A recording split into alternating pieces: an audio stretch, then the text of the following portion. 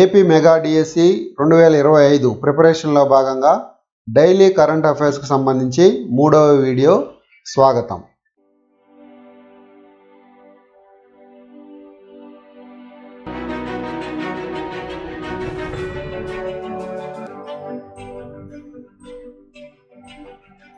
ఈరోజు మనం కరెంట్ అఫైర్స్కి సంబంధించి కొన్ని ముఖ్యమైన అంశాలని తెలుసుకుందాం.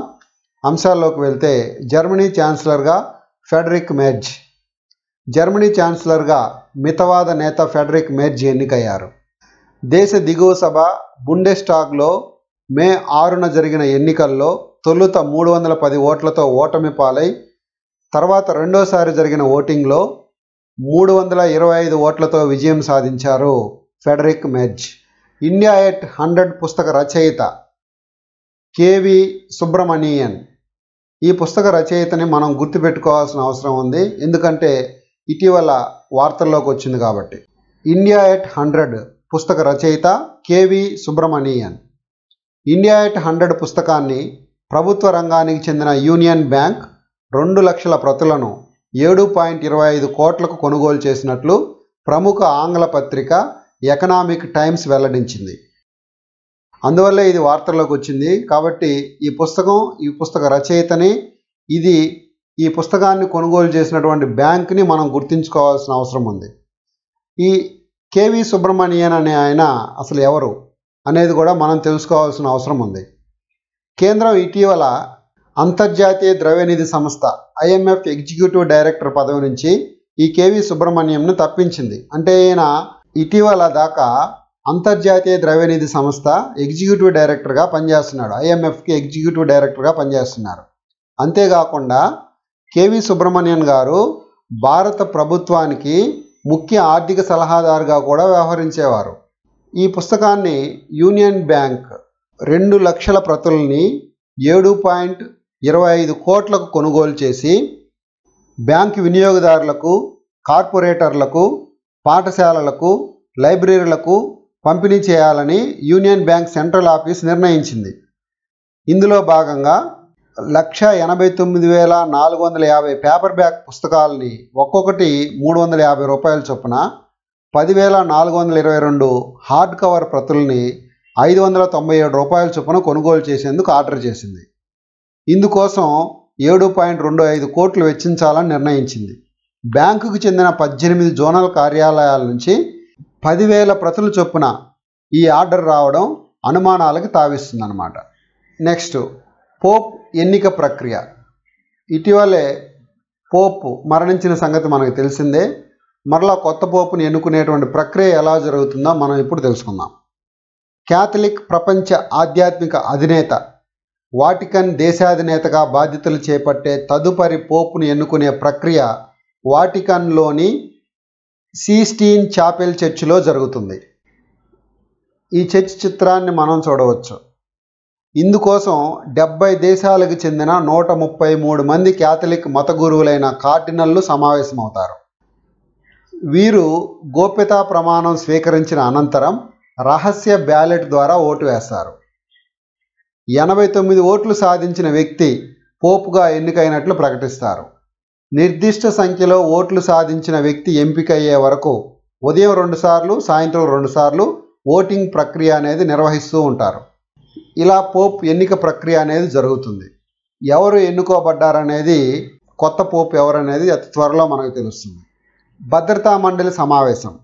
న్యూయార్క్లోని ఐక్యరాజ్య సమితి భద్రతా మండలి సమావేశం మే 5న పాకిస్తాన్ అభ్యర్థన మేరకు జరిగింది. పెహల్గాం ఉగ్రదాడి నేపథ్యంలో భద్రతా మండలిలోని ఏ దేశము పాకిస్తాన్తో చేయి కలపలేదు. భద్రతా మండలిలో మొత్తం సభ్యదేశాలు 15 సభ్యదేశాలు ఉంటాయి. అయితే వీటిలో 5 శాశ్వత సభ్యదేశాలు, 10 తాత్కాలిక సభ్యదేశాలు ఉంటాయి.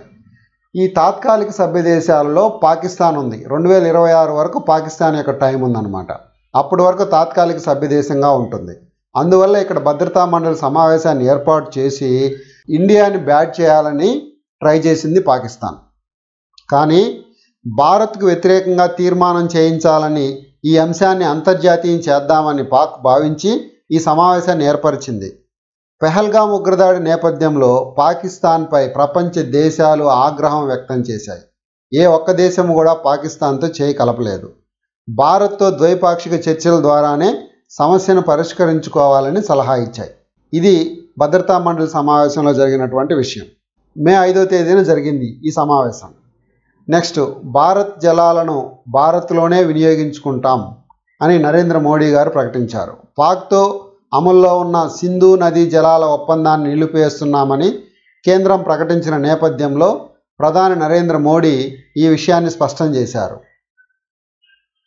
ఏబీపీ నెట్వర్క్ నిర్వహించిన ఇండియా ఎట్ 2047 సదస్సులో ఇంతకుముందు భారత్కు హక్కున్న జలాలు దేశం బయటకు వెళ్ళేవి, ఇక నుంచి భారత్ జలాలను భారత్లోనే వినియోగించుకుంటాం అని ప్రధాని నరేంద్ర మోడీ గారు పేర్కొనడం జరిగింది. భారత్ బ్రిటన్ మధ్య స్వేచ్ఛా వాణిజ్య ఒప్పందం. భారత్ బ్రిటన్ మైలురాయి లాంటి వాణిజ్య ఒప్పందాన్ని కుదుర్చుకున్నాయి. దీనితో భారత్ నుంచి కార్మికులు అధికంగా పనిచేసే తోలు వస్తువులు, పాదరక్షలు, దుస్తులు, ప్రాసెస్డ్ ఆహారోత్పత్తుల వంటి ఎగుమతులకు ఊతం లభించనుంది. బ్రిటన్ నుంచి విస్కీ, కార్లు, వైద్య పరికరాల దిగుమతి చౌకగా మారనుంది. 2022 జనవరి నుంచి 14 దఫాలుగా జరిగిన చర్చల అనంతరం ఈ ఒప్పందం అనేది కుదిరింది. ప్రపంచంలోని 5వ, 6వ అతిపెద్ద ఆర్థిక వ్యవస్థల మధ్య స్వేచ్ఛా వాణిజ్యం FTAతో పాటు డబుల్ కాంట్రిబ్యూషన్ కన్వెన్షన్ DCC, సామాజిక భద్రతా ఒప్పందం కుదిరినట్లు ఇరు దేశాలు ప్రకటించాయి. ఇక్కడ 5వ స్థానంలో 5వ అతిపెద్ద ఆర్థిక వ్యవస్థ ఉండేది భారత్, 6వ అతిపెద్ద ఆర్థిక వ్యవస్థ ఉండేది బ్రిటన్. ఇది మనం గుర్తుంచుకోవాలి. ఇదొక చారిత్రాత్మక మైలురాయి అని ప్రధాని నరేంద్ర మోదీ అభివర్ణించారు. నెక్స్ట్, తెలుగు అమ్మాయి జ్యోతికి ఆర్చర్లో 6వ స్థానం. క్రీడలకు సంబంధించిన బిట్లు కూడా మనకు ఎగ్జామ్లో వస్తాయి కాబట్టి అందులో లేటెస్ట్గా జరిగిన పోటీల్లో ఎవరు గెలుపొందారనే అంశాలు అడిగే అవకాశం ఉంది కాబట్టి ఇది కూడా మనం తెలుసుకోవాల్సిన అవసరం ఉంది. అది కూడా మన ఆంధ్రప్రదేశ్ రాష్ట్రానికి చెందిన వారు కాబట్టి ఖచ్చితంగా తెలుసుకోవాల్సిన అవసరం ఉంది.